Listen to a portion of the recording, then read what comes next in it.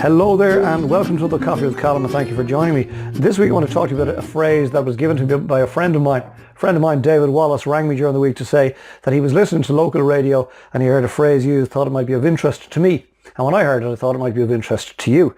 And the phrase was, first you learn and then you drop the L. And I thought, what a fabulous phrase. First you learn and then you drop the L. In other words, first you learn and then you earn. And it reminded me of some of the work I was doing in Carambola during the week, because it's one of my great privileges to be able to go speak to children. And I'm particularly interested in leadership and responsibility, particularly for those older years, the sort of 5th and 6th class kids, you know, between the ages of 10 and 12. And I was in talking to a group of kids during the week in some of our schools around the country, and I was thinking about the same type of stuff, that really they're in school for two reasons and two reasons only. And the two reasons are, number one, they're in school to learn how to learn. It's the first reason their children are in school, and the system of course uses maths and geography and Irish and English and all those subjects to teach them the skills associated with learning how to learn. And the second skill that they're in school to master is the skill of working with other people. So they're in school for two reasons. One is to learn how to learn, and the second reason is to learn how to work with other people. And of course, if they can master both of those skills, well then they can learn anything, anywhere, and work with any group of people anywhere. So, you know, first you learn and then you drop the L. And I reminded them of those early years. These kids, of course, are large and in charge, top of the pile, about to graduate from primary school and go to secondary school. And I reminded them of the first day of school when they started as little babies, and how small they were. And I got them thinking about, you know, can they remember creeping in, holding their mammy's hand? And of course some of them could. I wondered, did any of them creep in holding their mammy's leg? Were they being dragged across the schoolyard as mammy tried to escape? And of course we had a bit of a laugh about that. But really what I was getting across to them was the fact that they started out knowing nothing. They started out tiny, and over the last 8 years they've graduated from junior infants to 6th class and are now heading out the gap into secondary. And it struck me, and this is the message I was getting across to them, that they're in school to learn how to learn and to learn how to work with other people. And this, between 6th class and first year, is the first big transition that they're going to face. First big transition of many, because they're walking out of 6th class in a few months' time, and they're walking out large and in charge, chest out, head held high, because they're top of the pile. And then what's going to happen in September? They're going to creep back in like little babies again, trying to figure out who's who and what's what in secondary school. And of course they could all identify with this, and some of them admitted to being excited about the challenge, and most admitted to being somewhat nervous about the challenge. And I was suggesting perhaps both, a healthy balance of the two is appropriate. I did suggest to them, by the way, that they shouldn't really hold their mammy's hand going into secondary school, and they definitely shouldn't hold onto her leg and be dragged around the car park. Anyway, the point is, first you learn and then you drop the L. And what's happening to these particular kids, age about 12, is they're going to transition for the very first time into secondary school. They're going to start at the bottom again, trying to figure out who's who and what's what, and then they're going to grow and graduate and learn and get their way all the way to leaving cert.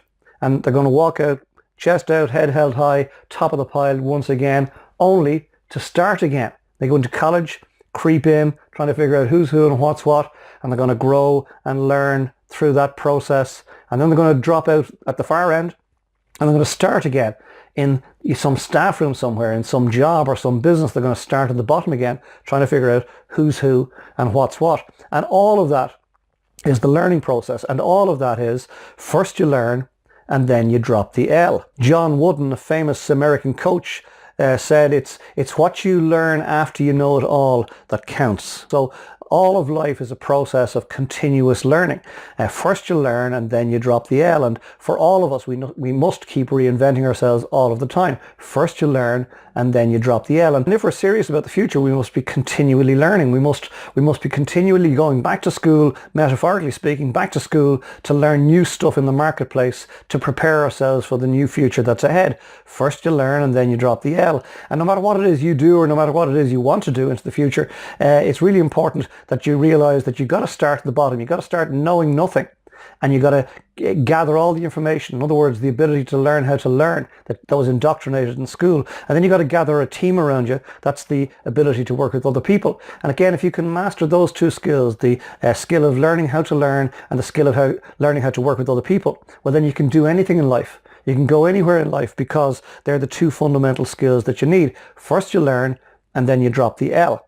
And it's in our ability to master both of those skills, learning how to learn, learning how to work with other people in combination, that gives us the best earning potential in future life. So first you learn, and then you drop the L. And of course, if I reflect back on my own professional journey to date, it's a constant repetition of that. It's a constant repetition of learning how to learn, learning something new, learning to work with other people, and then beginning again. And I wanted to be a school teacher when I left school in 1980, mainly because the holidays are long and the hours are short. But I ended up in the catering industry, the hospitality industry, which has in fact got the exact opposite: long hours and short holidays. But it's been wonderful and very gratifying career.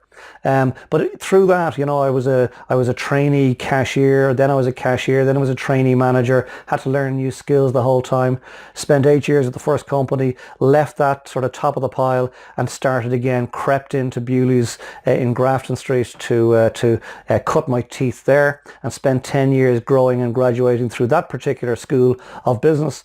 And coming out the far end, taking on my own franchise, starting at the bottom again, learning the skills of being in business for myself for the first time, it failing, falling off the edge, starting a second business, which is Carambola, which has gone very well. And all the time it's a consistent and constant repetition of those two fundamental skill sets of learning how to learn, learning how to work with other people. First you learn, and then you drop the L. First you learn, and then you drop the L. So the question that I'm going to leave you with today is, what is it that you're currently learning? What is it that the universe is trying to teach you? Perhaps you're resisting at this moment in time, but trust me, you need to go through the process. You need to learn. First you learn, and then you drop the L. And thank you for joining me for this week's Coffee with Colm. I hope and trust as ever that you got something from it. If you have enjoyed it and you think somebody else would benefit, I'd be delighted if you'd pass the link on. If you've enjoyed it as your first time here and you'd like more of this type of stuff, well then go to the homepage, ColmO'BrienMotivation.com, leave me some details and I'll make sure you get a link like this every week. Most importantly, please consider what's been shared here today and apply it into your thinking for this next week. And then equally as importantly, please come back next week and we share another coffee together and I'll ruminate on some other aspect of life and business. In the meantime, get some good coffee if you can, get some fresh air if you can, get some R&R. If you spend a lot of time alone, I recommend you go meet some people. If you spend a lot of time with people, I recommend you take a little time alone. And then when the time is right, and only when the time is right, get your head back in the game, get organised for the week ahead, make next week count, and I'll see you here this time next week. Slán you.